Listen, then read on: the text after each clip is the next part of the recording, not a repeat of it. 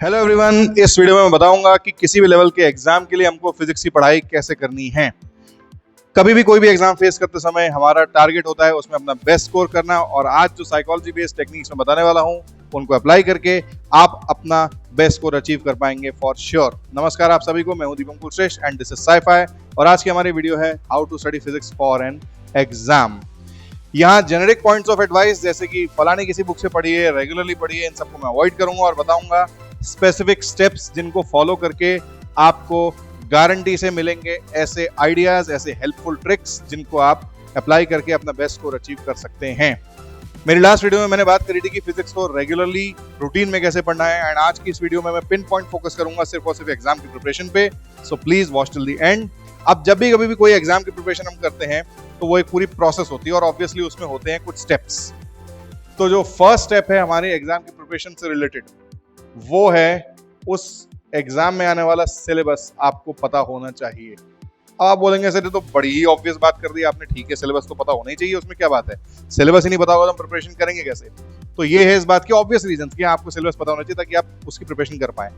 बहुत इंपॉर्टेंट कुछ इसके नॉन ऑब्वियस रीजन भी हैं, और वो नॉन ऑब्वियस रीजन समझाने के लिए एक काम करते हैं, एक एग्जाम्पल लेते हैं 12th क्लास के फिजिक्स के सिलेबस का। तो 12th क्लास के फिजिक्स के सिलेबस में जो फर्स्ट चैप्टर है वो क्या है, इलेक्ट्रिक चार्जेस एट रेस्ट, मतलब कि चार्जेस ऐसे रखे हुए हैं अपनी जगह पर और अपने आसपास कुछ इलेक्ट्रिक फील्ड और फोर्स प्रोड्यूस कर रहे हैं, ठीक है।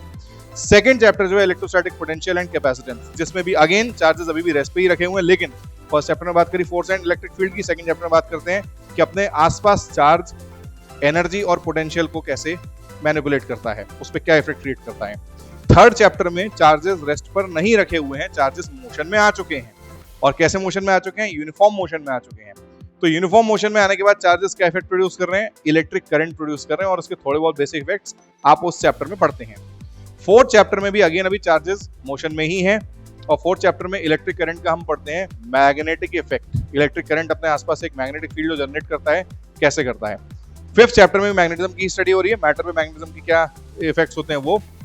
सिक्स चैप्टर अगेन अब आ जाता है ये कि इलेक्ट्रिक करंट से मैग्नेटिज्म अगर जनरेट हो सकता है तो मैग्नेटिज्म से इलेक्ट्रिक करंट भी जनरेट हो सकता है क्या, इलेक्ट्रोमैग्नेटिक इंडक्शन। सिक्स चैप्टर ये हुआ। सेवन चैप्टर जो आता है वो आता है ऑल्टरनेटिंग करंट, अगेन एक इलेक्ट्रिक करंट का इफेक्ट। एट्थ चैप्टर में आता है कि चार्जेस अभी तक जो यूनिफॉर्म मोशन में चल रहे थे करंट के फॉर्म में, अब वो अगर नॉन यूनिफॉर्म मोशन में चले जाएं, यानी कि एक्सेलरेटेड मोशन में चले जाएं, तो क्या करेंगे, वो प्रोड्यूस करते हैं इलेक्ट्रोमैग्नेटिक वेव्स। तो चार्जेस यूनिफॉर्म से नॉन यूनिफॉर्म मोशन में आ गए। एंड अगेन जो उसके आगे के चैप्टर्स आते हैं सेकंड बुक में, उनमें उसी के फर्दर इफेक्ट्स आपको दिखते रहते हैं। तो बात यहाँ ये हो रही है, आप अगर समझ पा रहे हो कि पूरा का पूरा जो सिलेबस होता है वो एक दूसरे से लिंक्ड होता है। तो आपको करना सिर्फ इतना सा है कि आपके सिलेबस में जितने भी चैप्टर्स हैं उनके सीरियल ऑर्डर में आपको नाम पता होने चाहिए, और अगर आप कर पाए तो उन चैप्टर्स के अंदर जो टॉपिक्स आ रहे हैं वो भी सीरियल वाइज आपको पता होना चाहिए। कोई बहुत बड़ा काम नहीं है ये, आप जब पूरा सिलेबस पूरे साल पढ़ते हैं तो आपको ऑटोमेटिकली ये सारी चीजें याद हो ही जाती हैं, हो ही जानी चाहिए। अब इससे जो फायदा हो रहा है, मैंने क्या बताया कि पूरा का पूरा सिलेबस जो है एक दूसरे से कनेक्टेड है, तो आपको वो जो कनेक्शंस हैं वो समझ में आ जाएंगे, और आप पूरे सिलेबस को एक दूसरे से जो टॉपिक्स हैं उनको आसानी से अच्छे तरीके से कनेक्ट कर पाएंगे, और आपको समझ में आ जाएगा कि पूरे सिलेबस में स्टोरी क्या चल रही है, और आप पूरे सिलेबस को जैसे मैंने अभी रिसाइट करके आपको दिखाया उस तरीके से एक छोटी सी स्टोरी की फॉर्म में बिल्डअप कर पाएंगे अपने माइंड में। अगेन इससे आपके माइंड को क्या एक सेंस मिलेगा कि भाई हम जो भी चीजें पढ़ रहे हैं वो सारी की सारी एक दूसरे से कनेक्टेड हैं, और कनेक्टेड हैं इसीलिए आपका माइंड उनको ज्यादा अच्छे तरीके से अपने अंदर एब्जॉर्ब करेगा। सेकंड जो आपको इसका बेनिफिट मिलने वाला है वो आपको मिलने वाला है क्लैरिटी का। क्लैरिटी मतलब कौन सा टॉपिक कहाँ है, किस चैप्टर में है, कौन सा क्वेश्चन किस टॉपिक से आया है, कौन सा क्वेश्चन किस चैप्टर से आया है, ये सेंस आपके माइंड को मिलेगा अगर आपको पूरा सिलेबस सीरियल ऑर्डर में पता होगा तो। थर्ड जो बात आती है वो आती है आपको कंप्लीटनेस का सेंस मिलेगा कि आपने सारा सिलेबस कंप्लीट कर लिया है, या फिर आपको अगर सारे टॉपिक्स एक के बाद एक पता होंगे तो जब आप कोई चैप्टर पढ़ रहे होंगे तो आपको ये पता होगा कि आपने उनको कंप्लीट कर लिया है। तो ये कुछ बेनिफिट्स हैं सिलेबस को आपको सीरियल ऑर्डर में पता होने के, और इन बेनिफिट्स से आपको जितना अभी दिख रहा है, जितना आपको लग रहा होगा ना कि बहुत ऑब्वियस सी बात है, मैं बता रहा हूँ बहुत सारे बच्चे इस बात को अवॉइड ही कर देते हैं कि क्या क्या आने वाले, ठीक है किताब उठाओ पढ़ना चालू कर दो। प्लीज उसको एज अ स्टोरी पढ़िए, आपका माइंड उसे ज्यादा अच्छे तरीके से एब्जॉर्ब करेगा और ज्यादा अच्छे तरीके से आपको वो समझ में आएगा। तो ये था फर्स्ट स्टेप, कि हमको सिलेबस को कैसे टैकल करना है। ऑलराइट, तो फर्स्ट स्टेप था हमारा नोइंग द सिलेबस, और सेकंड स्टेप जो है वो है कि एग्जाम में आएगा क्या, व्हाट विल बी आस्क्ड, इस बारे में सोचना, इस बारे में बात करना। अब आप कहेंगे सर अभी तो आपने बताया what will be asked, syllabus will be asked. जी नहीं, सिलेबस तो वो है जिसकी आपको प्रिपरेशन करनी है, उस सिलेबस में से पूछा क्या जाएगा, मैं इस बात की बात कर रहा हूँ। अब एक एग्जांपल लीजिए, आगे ना फिजिक्स के फर्स्ट चैप्टर पे आ जाइए। अगर मैं आपको बोलूं 12th क्लास का फिजिक्स का फर्स्ट चैप्टर आपको प्रिपेयर करना है, तो बच्चों से जब ये कहा जाता है कि भाई आपका टेस्ट लिया जाने वाला है, उसके लिए आपको ये चैप्टर प्रिपेयर करना है, कुछ बच्चे इस बात में बड़े परेशान हो जाते हैं कि भाई आपने चैप्टर प्रिपेयर करने के लिए कह तो दिया, लेकिन चैप्टर में हमको प्रिपेयर करना क्या है, उस चैप्टर को हमको याद करना है, उस चैप्टर के हमको न्यूमेरिकल्स करने हैं, उस चैप्टर का हमको करना क्या है एग्जैक्टली, उस चैप्टर में हमें किस चीज को पढ़ना है। तो यहां बात आ जाती है कि आपको चैप्टर में जो पढ़ना है वो पढ़ने हैं उस चैप्टर के जो टॉपिक्स हैं, उसके जो कंसेप्ट्स हैं, उनके कंपोनेंट्स। इस बारे में मैं डिटेल में बात कर चुका हूं पिछले मेरी वीडियो में, जिसको अगर आपने नहीं देखा तो प्लीज उसको जरूर देखिए, कि आपको हर एक जो कंसेप्ट है उसकी प्रिपरेशन करते टाइम आपको क्या पढ़ने हैं, उसके कंपोनेंट्स पढ़ने हैं, और उन कंपोनेंट्स को टैकल करने का क्या तरीका है, सिर्फ एक ही तरीका है। आप उस कंसेप्ट को पहले डिवाइड करिए उसके कंपोनेंट्स में, और वन बाय वन टैकल करिए। और ये भी कैसे करना है ये मैं बता चुका हूँ पिछली वीडियो में, अभी मैं थोड़ी सी उसके आपको एक समरी और दे देता हूँ। ऑलराइट, तो जैसा मैंने बोला डिवाइड एंड टैकल, तो डिवाइड कैसे करना है, इस तरीके से डिवाइड करना है। हर एक कंसेप्ट का आपके पास बैकग्राउंड क्लियर होना चाहिए, उसकी की टर्म्स, आइडिया, डेफिनेशन, स्टेटमेंट आपको पता होना चाहिए क्या है उसमें, और एक्सपेरिमेंट्स आपको उससे रिलेटेड पता होने चाहिए, उससे रिलेटेड जो डेरिवेशन है और उसके न्यूमेरिकल्स जो है। अब बात यहाँ ये आती है कि मैंने जो ये किया है मैंने क्यों किया है, ताकि आपको समझ में ये आ जाए कि आपको एग्जैक्टली सिलेबस के साथ उसको प्रिपरेशन करते समय उसे करना क्या है। फॉर एग्जाम्पल, आपको बैकग्राउंड को केवल अंडरस्टैंड करना है। अंडरस्टैंड क्या है, एक एक्शन वर्ड है, एक्शनेबल वर्ब है। अब आपको ये समझ में आ रहा है कि कंसेप्ट की पढ़ाई में कौन सी चीजों को आपको अंडरस्टैंड करना है, कौन सी चीजों को मेमोराइज करना है। बच्चे पूछते हैं सर हम इस चैप्टर में याद क्या करें, याद क्या करना है, ये चीजें याद करनी है। सर इस चैप्टर में समझने का क्या क्या है, इस कंसेप्ट में समझने का क्या क्या है। देखिए पहले तो फिजिक्स में सभी कुछ समझने का है, लेकिन समझने में फोकस करने के साथ साथ आपको याद किन किन चीजों को करना है। बैकग्राउंड को आपको याद करने की जरूरत नहीं है, टाइम मत वेस्ट करिए, याद करिए इन चीजों को समझने के बाद। उसके अलावा प्रैक्टिस किस किस चीज की करनी है। बच्चे पूछते हैं सर प्रैक्टिस में क्या करना है। मैं अगर बोलूं कि आप फिजिक्स को लिख लिख के पढ़िए, लिख लिख के उसकी प्रैक्टिस करिए, बच्चे पूछते हैं क्या सर किस चीज की प्रैक्टिस करनी है। डेरिवेशंस की और न्यूमेरिकल्स की प्रैक्टिस करनी है। डेरिवेशंस की प्रैक्टिस कैसे करनी है ये भी मैंने पिछली वीडियो में बताया, न्यूमेरिकल्स की प्रैक्टिस कैसे करनी है मैं अभी बताने वाला हूं। बट बात यहाँ ये आ गई कि आपको क्या समझ में आ गया कि आपको पढ़ाई या तैयारी किसी एग्जाम की फिजिक्स की करते समय एग्जैक्ट काम क्या करने हैं, वो ये सारे लिखे हुए हैं। तो ये हुआ कि what will be asked in the exam and how to tackle it. Okay, तो जैसा मैंने बताया प्रिपरेशन एक प्रोसेस होती है, तो ऑब्वियसली उस प्रोसेस के लिए आपको चाहिए एक प्लान। तो हमारा जो थर्ड स्टेप है वो है प्लानिंग। अब यहाँ एग्जैक्ट फाइन डिटेल्स क्या होने वाली है इनको मैं अवॉइड करूंगा, क्योंकि बहुत सारी चीजें बहुत डिपेंड करती हैं आपकी अकेली आपकी खुद की सिचुएशन पे, तो जो मुझे ऑब्वियसली नहीं पता है, इसलिए मैं बहुत सारा डिटेल में नहीं जाऊंगा, लेकिन कुछ बेसिक्स में बताऊंगा और अज्यूम करके ये बताऊंगा कि मान लीजिए आप 5 to 6 आवर्स की सिटिंग दे रहे हैं। ये बहुत ही ऑब्वियस सी बात है कि आपको इतना तो कम से कम एग्जाम की प्रिपरेशन के टाइम पर पढ़ना ही पड़ेगा। इससे कम अगर आप पढ़ेंगे तो आप पूरा सिलेबस कवर नहीं कर पाएंगे, ज्यादा आप पढ़ेंगे तो खुद को थकाएंगे। तो मैं मानता हूं कि अगर आप इतना पढ़ रहे हैं तो आपको 3 स्टेप्स बेसिक क्या क्या फॉलो करने हैं। फर्स्ट ऑफ ऑल, आपको नंबर ऑफ कंसेप्ट्स या नंबर ऑफ टॉपिक्स एक दिन में कितने लेने हैं, इस बारे में मैं बता दूं कि आपको मिनिमम लेने हैं 2 से 3 टॉपिक्स और मैक्सिमम आपको लेने हैं 5 टॉपिक्स। अब ये कब, जब आपके पास समथिंग लाइक 30 डेज का टाइम है तो आप चीज़ों को थोड़ा रिलैक्स वे में कर सकते हैं, और ये जब आपके पास 10 डेज के आसपास का टाइम बचा हो, 10 डेज या 1 वीक का टाइम बचा हो, तो कम से कम आपको एक दिन में 5 टॉपिक्स तो करने ही करने हैं। और प्रेफरेबली 5 टॉपिक से ज़्यादा मत करिए, नहीं तो आपके दिमाग में चीज़ें हो सकता है नहीं एब्जॉर्ब हो पाए। अगर बिल्कुल ही नहीं है टाइम तो ऑब्वियसली आपको करना ही पड़ेगा।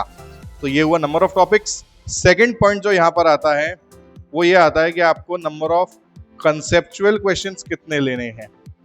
कंसेप्चुअल क्वेश्चंस का मतलब जो रिमेम्बरिंग बेस्ड क्वेश्चंस हैं वो नहीं है, यानी कि डेफिनेशंस और की टर्म्स वगैरह की बात नहीं कर रहा हूँ। कंसेप्चुअल क्वेश्चंस मतलब जिन क्वेश्चंस को आपको न्यूमेरिकल फॉर्म में सॉल्व नहीं करना है लेकिन जिनमें दिमाग लगाना है, तो उनके लिए मैं बता दूं आपके पास कम से कम आपको हर एक टॉपिक के 10 क्वेश्चंस प्रिपेयर करने ही करने हैं। 10 क्वेश्चंस पर टॉपिक विदाउट एनी एक्सक्यूज, चाहे कितना भी ज्यादा टाइम हो कितना भी कम टाइम हो, मिनिमम इतना करना है। ज्यादा अगर आपके पास टाइम है ऑब्वियसली आप बहुत ज्यादा कर सकते हैं। और यहाँ एक प्रेफरेंस दे दीजिए असर्शन रीजन टाइप क्वेश्चंस को। AR टाइप जो क्वेश्चंस होते हैं उन्हें प्रेफरेंस दीजिए, क्योंकि मैंने बहुत बार देखा है बच्चे उसमें बहुत ज्यादा गलतियां करते हैं। तो ये हुआ number of conceptual questions. Then आता है नंबर ऑफ न्यूमेरिकल क्वेश्चंस, वो कितने लेने हैं पर टॉपिक। तो न्यूमेरिकल क्वेश्चंस के लिए आप लीजिए या तो 12 मिनिमम, आपको मिनिमम 12 क्वेश्चंस लेने हैं, और मैक्सिमम अगर आपके पास टाइम कम है तो आप लीजिए 20 क्वेश्चंस। अब ये 12 और 20 अगर आप देख पा रहे हो तो 12 is equal to 4 multiplied by 3 और 20 is equal to 4 multiplied by 5, यानी कि बेसिकली 4 कैटेगरीज। और 4 कैटेगरीज के या तो आप लेंगे 3 क्वेश्चंस या आप लेंगे 5 क्वेश्चंस। तो ये 4 कैटेगरीज क्या हैं? फर्स्ट कैटेगरी है easy and short questions. Easy and short मतलब जिनको देखते ही समझ में आ जाता है हमें करना क्या है, ये हुई फर्स्ट कैटेगरी, और जो फटाफट से सॉल्व हो जाते हैं। सेकंड कैटेगरी होती है शॉर्ट होते हैं लेकिन टफ होते हैं, मतलब उन्हें एकदम से देख के समझ में नहीं आता है, टफ एंड शॉर्ट, लेकिन जब समझ में आ जाता है तो ये जल्दी से हो जाते हैं, ये सेकंड कैटेगरी। थर्ड कैटेगरी क्या है?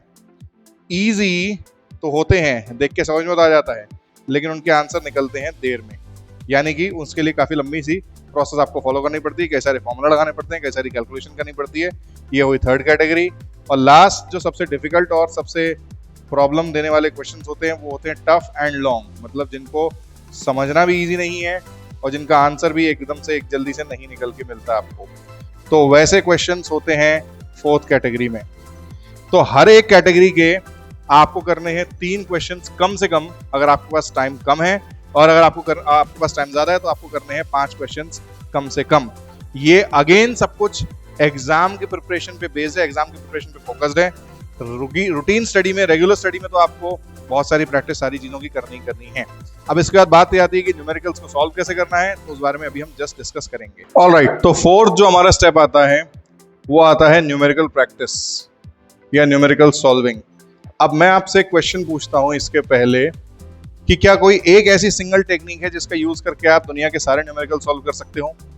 आपको लगेगा सर ये तो बढ़िया आपने कमाल की बात बता दी। मैं बताता हूं आपको, सच में एक टेक्निक ऐसी है जिसको आप फॉलो करेंगे तो आपको सारे न्यूमेरिकल्स आप दुनिया के सॉल्व कर सकते हैं। मैं क्लेम कर रहा हूं और मैं भी आपको इस क्लेम को सही प्रूव करके दिखाऊंगा।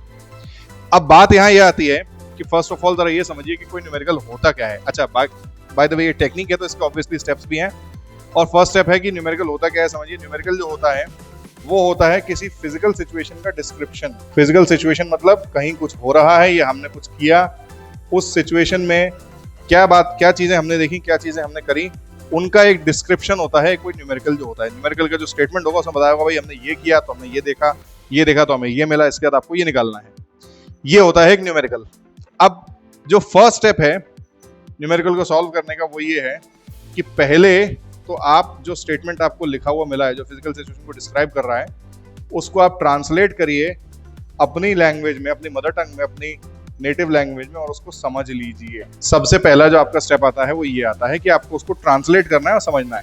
ट्रांसलेट कर लेने से एटलीस्ट आपको ये क्लियर हो जाएगा कि आपको सिचुएशन में बताया क्या जा रहा है, समझाने की क्या कोशिश करी जा रही है। इसके बाद जो ट्रांसलेट एंड अंडरस्टैंड के बाद आपको जो मिलेगा वो मिलेंगी कि आपको क्या क्वांटिटीज दी हुई हैं, क्या गिवन क्वांटिटीज हैं जो उस न्यूमेरिकल में आपको दी गई हैं, ये आपको समझ में आ ही जाना चाहिए। और सेकंड स्टेप के बाद जो थर्ड स्टेप आएगा वो आएगा कि आपको कौन सी क्वांटिटीज फाइंड आउट करनी है ये भी समझ में आ जाएगा। क्वांटिटीज टू बी फाउंड, ये दो चीजें आपको कोई भी न्यूमेरिकल जो है उसमें हमेशा दी होती हैं, और उसको आप जब ट्रांसलेट करके समझने की कोशिश करेंगे तो उससे आपको क्लियर हो जाएगा।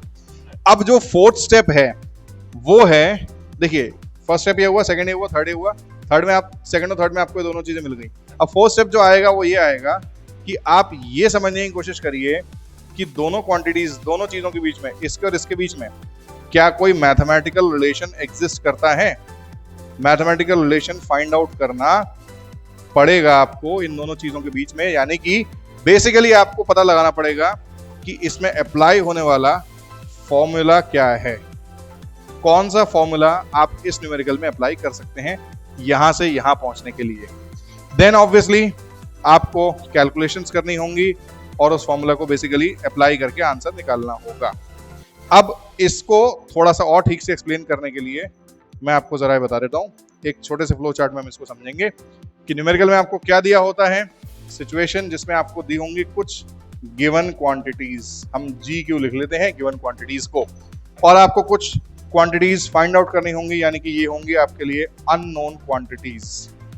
अननोन क्वांटिटीज तो आपको बेसिकली ये दिया है और आपको फाइंड आउट ये करना है, यहां से यहां पहुंचना है। अब इसका जो पाथवे हो सकता है वो ये हो सकता है कि यहां से यहां तक पहुंचने के लिए एक डायरेक्ट मैथमेटिकल रिलेशन है जिसको आपने अप्लाई करा, मैथमेटिकल रिलेशन आपने अप्लाई करा और आपको मतलब एक डायरेक्ट मैथमेटिकल रिलेशन आपने अप्लाई करा और आपको सीधे उसका रिजल्ट मिल गया। तो ये होगा किसी इजी न्यूमेरिकल क्वेश्चन का पाथवे, ये किसी इजी न्यूमेरिकल क्वेश्चन को सॉल्व करने का तरीका है। गिवन क्वांटिटीज, मैथमेटिकल रिलेशन आपको ऑलरेडी मिल चुका है, आपने उसको अप्लाई करा और आपको उसका आंसर मिल गया। अब बात यहां ये आती है कि ये तो हुआ इजी, डिफिकल्ट क्या होगा, डिफिकल्ट को कैसे सॉल्व किया जाएगा।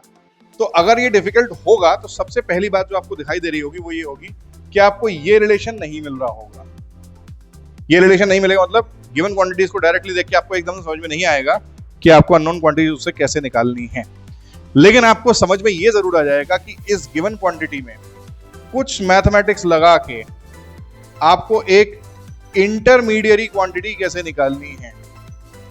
अब ये इंटरमीडिएरी क्वांटिटी क्या है? इंटरमीडिएरी क्वांटिटी ये है कि एक कुछ कैलकुलेशंस आप जब इस गिवन क्वांटिटी में करेंगे तो आप कुछ निकाल पाएंगे उसमें से जो कि आपको इजीली समझ में आ रहा होगा। हाँ भाई ठीक है, हमको ये चीज दी हुई है तो कुछ मैथ लगाएंगे तो उससे ये चीज अराउंड को मिल जाएगी। देन ये इंटरमीडिएरी क्वांटिटी क्या होगी?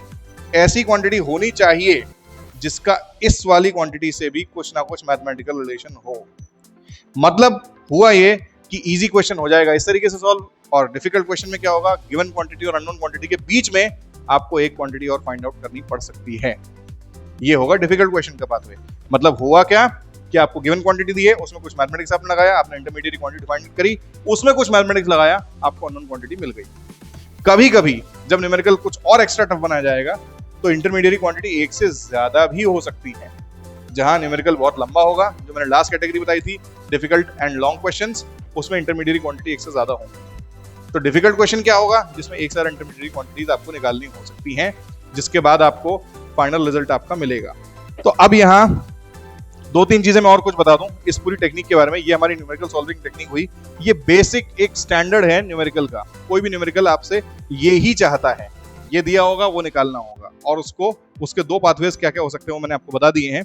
अब यहाँ अगर आपको थोड़ी सी डिफिकल्टी आ रही होगी इसको समझने के लिए तो चिंता मत करिए, नीचे डिस्क्रिप्शन में लिंक में आपको एक इस टेक्निक का फर्स्ट ऑफ ऑल पूरा फ्लो चार्ट और एक या दो एग्जांपल्स मैंने दिए हुए हैं उस टेक्निक को अप्लाई करके क्वेश्चंस को कैसे सॉल्व करना है इस बात के। अब बात एक दो चीजें और आती हैं। ये जो टेक्निक है ये इफेक्टिव तब होगी जब आपने अच्छे से कर रखी है प्रैक्टिस करने से, या इसी टेक्निक को यूज करके आपने काफी सारी प्रैक्टिस करी है। तो प्रैक्टिस कर लेने से आपको फायदा ये होगा कि आपको जो मैथमेटिकल रिलेशंस हैं वो एक तो अच्छे से क्लियर भी हो जाएंगे और आप उनको अप्लाई करना भी सीख जाएंगे। तो न्यूमेरिकल सॉल्विंग टेक्निक को इफेक्टिवली अप्लाई करने के लिए फर्स्ट ऑफ ऑल आप इस टेक्निक को ही यूज करके प्रैक्टिस करिए, जिससे आपको मैथमेटिकल रिलेशंस इजीली रिकॉल करना आ जाएगा, और यानी कि फॉर्मूला इजीली रिकॉल करना आ जाएगा, जिससे आप न्यूमेरिकल्स इजीली सॉल्व कर पाएंगे। और दूसरी बात जो होती है वो प्लीज फॉर्मूलाज को याद कर लीजिए। आपने अगर फॉर्मूले याद नहीं करे तो भी आपको न्यूमेरिकल सॉल्व करने में बहुत प्रॉब्लम आएगी ही आएगी, बिकॉज ये पूरी टेक्निक इस बात पे लड़ाई करती है कि आप mathematical relations easily find out कर पा रहे हैं कि नहीं। तो प्लीज ऐसा मत करिए, फॉर्मूलाज को अवॉइड मत करिए। अब एक और बात जो आती है, कभी कभी सारी चीजें पता होने के बाद भी, फॉर्मूला भी पता है, टेक्निक भी पता है, उसके बाद भी कभी कभी हमको लगता है न्यूमेरिकल सॉल्व नहीं हो रहा है। तो वो कंडीशन सिर्फ एक हो सकती है जब न्यूमेरिकल बहुत ही इनडायरेक्टली स्टेटेड है या बहुत ही डिफिकल्ट कॉम्प्लेक्स सिचुएशन को डिस्क्राइब कर रहा है। तो वहां पर आपको जो करना है वो इतना सा काम करना है कि न्यूमेरिकल को आप जब रीड कर रहे हैं, जो क्वेश्चन स्टेटमेंट को जब आप रीड कर रहे हैं, तो आप उसको इमेजिन करके देखिए कि जो भी इसमें कहा गया है वो आप अपने आंखों के सामने होता हुआ देखने की कोशिश कर रहे हैं। और ऐसा करते समय आप उसमें जो भी कुछ चल रहा है उससे रिलेटेड जितने एस्पेक्ट्स आपके दिमाग में आ रहे हैं उनको सबको समझने की कोशिश करिए। ठीक है, ये ऑब्जेक्ट यहाँ से यहाँ गिरा, इधर गिरने के बाद इसने हो सकता है कुछ साउंड प्रोड्यूस किया हो, कुछ इसने एनर्जी ट्रांसफर करी हो, कुछ इसमें हीट जनरेट हुई होगी। जब ये यहाँ से यहाँ गिरा तो इस पर एक्सेलरेशन कितना लग रहा था, इसकी वेलोसिटी कैसे निकालेंगे, इसने कितना टाइम लिया हो सकता है। इस तरीके से आप उस न्यूमेरिकल की कंडीशन को पूरी तरह से समझने की कोशिश करिए और फिर उसके बाद आपको आइडियाज मिल जाएंगे कि आपको इस टेक्निक को कैसे उसमें अप्लाई करना है। अब थोड़ा सा आपको हो सकता है डिफिकल्ट लग रहा हो, डिफिकल्ट है भी, लेकिन चिंता मत करिए, ऐसे जो न्यूमेरिकल्स होते हैं वो हार्डली पूरे के पूरे आपके सिलेबस में टोटल होंगे 2 या 5% न्यूमेरिकल्स, तो उतनी ज़्यादा आपको डिफिकल्टी उससे नहीं आएगी, उतनी प्रॉब्लम नहीं आएगी। तो ये थी हमारी न्यूमेरिकल सॉल्विंग टेक्निक, इसको हमें कैसे अप्लाई करें मैंने आपको बता दिया। ऑलराइट, तो न्यूमेरिकल्स को समझने के बाद, न्यूमेरिकल सॉल्विंग टेक्निक को समझने के बाद हमारा जो लास्ट स्टेप आ रहा है वो है जो मैंने मेरी पिछली वीडियो में एक्सप्लेन करा है कि हमें हर एक कंसेप्ट के सारे जो कंपोनेंट्स हैं उनको डिवाइड करके अगर आपको टैकल करना है तो डिवाइड करके आप एक टेबल के फॉर्म में उनको लिख लीजिए। अब इसको हम कहते हैं कंपोनेंशियल टैबुलेशन, मेरी ही बनाई हुई टर्म है। तो बात यहाँ ये है कि ये जो चीज़ करनी है आपको ये अभी नहीं करनी है एग्जाम की ड्यूरेशन में, एग्जाम की प्रिपरेशन कर टाइम अगर आप करेंगे तो बहुत सारा टाइम इसमें जाएगा। तो इसीलिए मेरा सजेशन ये है कि आप पूरे साल से इस चीज़ को करके रखिए और उसका जो फॉर्मेट है वो मैं आपको पिछली वीडियो में दे ही चुका हूँ और अभी भी इधर भी इस लिंक इसमें डिस्क्रिप्शन में भी लिंक में अवेलेबल है, प्लीज़ उसको ध्यान से देखिए, एग्जाम्पल के साथ वो फॉर्मेट है। अब ये कॉम्पोनेंशियल टैबुलेशन जो हमको करना है इसका जो बेनिफिट है वो मैंने अगेन थोड़ा सा लास्ट वीडियो में एक्सप्लेन किया था, यहाँ पर मैं थोड़ा सा बता देता हूँ कि फर्स्ट ऑफ ऑल आपको अगेन एक क्लैरिटी मिलेगी कि कौन सा टॉपिक कौन सा क्वेश्चन किस टॉपिक में से आया है, किस चैप्टर में से आया है। ये क्लैरिटी बहुत ज़्यादा ज़रूरी है क्योंकि मैं बता दूं बहुत बार ऐसा होता है कि आप जब एग्जाम आपके सामने क्वेश्चन पेपर में जब आता है, सपोज करिए आपसे पूछा है electrostatic potential at any point due to a dipole, इसकी डेरिवेशन करनी है। बहुत बार बच्चे ऐसा करते हैं, इलेक्ट्रोस्टैटिक पोटेंशियल के बजाय पहले बस इतना पढ़ा any point at due to a dipole at any point, तो इतना पढ़ा और उन्होंने कर डाली पूरी इलेक्ट्रोस्टैटिक फील्ड की डेरिवेशन। जब तक वो रियलाइज करते हैं कि हमने गलती कर दी है तब तक बहुत देर हो चुकी होती है। तो ये जितना सारा कंफ्यूजन है ना, ये कंफ्यूजन किसकी वजह से होता है कि आपको क्लैरिटी ही नहीं है कि कौन सा क्वेश्चन किस टॉपिक में से आया है। तो ऐसा ना हो उसके लिए आप सारे कंपोनेंट्स, सारे कंसेप्ट्स के जो कंपोनेंट्स उनको डिवाइड कर लीजिए। दूसरी बात जो आती है कि जब आप सारे कंसेप्ट्स के सारे कंपोनेंट्स को डिवाइड कर लेंगे तो आपको एक क्विक रेफरेंस के लिए और रिवीजन के लिए, रेफरेंस एंड रिवीजन के लिए आपको बहुत ज़्यादा ये हेल्पफुल रहेगा। एक टेबल के फॉर्म में आपके सामने जब सारी चीज़ें लिखी हुई रखी होंगी, टेबल के फॉर्म में जब सारी चीज़ें लिखी हुई रखी होंगी तो आपको फटाफट से रिवाइज करने में बहुत हेल्प मिलेगी। एट अ ग्लांस आप रिवीजन कर सकते हैं। आपने उठा के टेबल को देखा, ठीक है भाई, ये रहे सारे कंसेप्ट्स के नाम, ये उनके रहे सारे के सारे बैकग्राउंड्स, ये रहे सारे की टर्म्स, ये रही डेरिवेशंस, ये रहे उससे रिलेटेड न्यूमेरिकल्स और ये रहे उससे रिलेटेड जो रियल लाइफ कनेक्शंस हैं। वो बहुत इजीली आप सारी चीज़ें याद रख पाएंगे, बहुत इजीली आपको रिवाइज करने में हेल्प मिलेगी और ये क्लैरिटी आपको देता है तो कंफ्यूजन को प्रिवेंट करता है। Obviously gives you clarity and prevents confusion, topic के बीच में कंफ्यूजन आपको नहीं होगा। देन अगेन आपको एक सेंस मिलेगा, आपको एक फीलिंग आएगी कंप्लीटनेस की कि आपने जब आप इससे रिवाइज करेंगे तो बाय चांस मान लीजिए आपका कोई टॉपिक स्टडी करते समय रह गया हो, टॉपिक का कोई कंपोनेंट रह गया हो, तो जैसे आप इस टेबल को देखेंगे वो कंपोनेंट आपके सामने आ जाएगा और आपके लिए रिवाइज करने में बहुत ज़्यादा उसको हेल्प करेगा आपको। और एक और जो लास्ट बेनिफिट मिलता है, जो कि एक तरह से आप मान लीजिए कि आपको एक एडेड बेनिफिट है, एक एक्स्ट्रा बेनिफिट है, वो है कंपैरेटिव स्टडी का। अब ये कंपैरेटिव स्टडी का मतलब क्या है कि आप जब दो टॉपिक्स एक के ऊपर एक रखे होंगे, दो टॉपिक्स उस टेबल में, तो उसमें उनके फॉर्मूलाज भी एक के ऊपर एक रखे होंगे, उनकी डेरिवेशंस भी एक के ऊपर एक होंगी, तो जिससे आपको क्या समझ में आएगा कि अच्छा इस टॉपिक की डेरिवेशन में ये स्टेप आ रहा है, इस टॉपिक की डेरिवेशन में भी ये स्टेप आ रहा है, तो इस टॉपिक में डेरिवेशन में ये स्टेप आया, ये फॉर्मूला निकला, इसको तो हम यहाँ पर भी अप्लाई कर सकते हैं, या इसमें से निकले फॉर्मूला को यहाँ पर भी अप्लाई कर सकते हैं। तो आपको इससे नए आइडियाज मिल रहे हैं जो आपके लिए चीज़ों को ईजी बनाएंगे। कभी कभी इस तरह के जो नए आइडियाज होते हैं ना, ये रेगुलर स्टडी में आपको नहीं बताए जाते हैं, किताबों में भी नहीं लिखे होते हैं, ये आपको खुद से डिस्कवर करने होते हैं। तो ये चीज़ भी आपको कंपोनेंशियल टैबुलेशन जो है इसमें आपको हेल्प करेगा। अब यहाँ हमारी जो पूरी की पूरी वीडियो है आज की खत्म होती है इस बात पे कि भाई हमको एग्जाम की प्रिपरेशन कैसे करनी है। अब बात यहाँ ये है कि जो ये पूरी जो वीडियो थी इसकी एक समरी मैं आपको अभी के अभी दे देता हूँ। सो ये रही हमारी आज की पूरी वीडियो की समरी। स्टेप 1 सिलेबस पता होना चाहिए, स्टेप 2 कंपोनेंट्स, उनको डिवाइड एंड टैकल कैसे करना है, बैकग्राउंड को अंडरस्टैंड करना है, की टर्म्स, आइडियाज और एक्सपेरिमेंट को आपको अंडरस्टैंड एंड मेमोराइज करना है, और न्यूमेरिकल्स और डेरिवेशंस की आपको करनी है प्रैक्टिस। देन इसके बाद जो इसमें जो रियल लाइफ कनेक्शन भी रह गया है एक लास्ट। अगेन देखो, चीज़ों को ध्यान से लिख लेने का कितना बड़ा फायदा होता है, हमें पता चल जाता है हमने कोई चीज़ छोड़ दी है कि नहीं। इसको आपको बिल्कुल भी नहीं छोड़ना है, रियल लाइफ कनेक्शन को भी आपको जो है अंडरस्टैंड कर लेना है। और जो प्लानिंग है उसके लिए मैंने आपको बता दिया, नंबर ऑफ टॉपिक्स कम से कम 2 या 3 और ज़्यादा से ज़्यादा 10, और नंबर ऑफ कंसेप्चुअल क्वेश्चंस होने चाहिए 10 पर टॉपिक, और नंबर ऑफ न्यूमेरिकल क्वेश्चंस होने चाहिए 12 मिनिमम और 20 मैक्सिमम। यहाँ अगेन मैं बता देता हूँ कि ये सिर्फ और सिर्फ एग्जाम की प्रिपरेशन के बारे में बात हो रही है। जब रेगुलर पढ़ाई कर रहे हैं तो n number of numericals practice करिए, खूब सारा प्रैक्टिस करिए, उसमें आपके पास कोई लिमिटेशन नहीं होना चाहिए। देन आता है न्यूमेरिकल सॉल्विंग टेक्निक, मैंने बता दिया, इसका फ्लो चार्ट आपको मिल ही जाएगा एग्जाम्पल के साथ। और जो स्टेप नंबर 5 है वो है कॉम्पोनेंशियल टैबुलेशन, वो भी मैंने आपको एक्सप्लेन कर दिया है। तो ये हुई हमारी आज की पूरी वीडियो की समरी। इसका एक माइंड मैप के फॉर्म में या एक फ्लो चार्ट के फॉर्म में मैं आपको रिसोर्सेज में प्रोवाइड कर ही चुका हूँ, नीचे लिंक में अवेलेबल है, प्लीज उसको भी देख लीजिए। और जो इसके बाद जो मेरी वीडियो आएगी, ये वाली वीडियो और इसके पहले वाली वीडियो थी, वो सिर्फ इसलिए थी कि आप स्कूल या कॉलेज स्टडी के टाइम पर अपनी फिजिक्स को कैसे सुधारेंगे। जो नेक्स्ट वीडियो आएगी वो आपको एक फिजिक्स का ओवरऑल बेटर स्टूडेंट बनने में हेल्प करेगी। मतलब हमें फिजिक्स को एज अ सब्जेक्ट ही नहीं, as a field of study, as a domain अपने आसपास कैसे ऑब्जर्व करना है, उसको कैसे ध्यान से हमको समझना है, उन चीजों की अंडरस्टैंडिंग आपको मेरी जो नेक्स्ट 2 वीडियोस होंगी इस बारे में वो देंगी।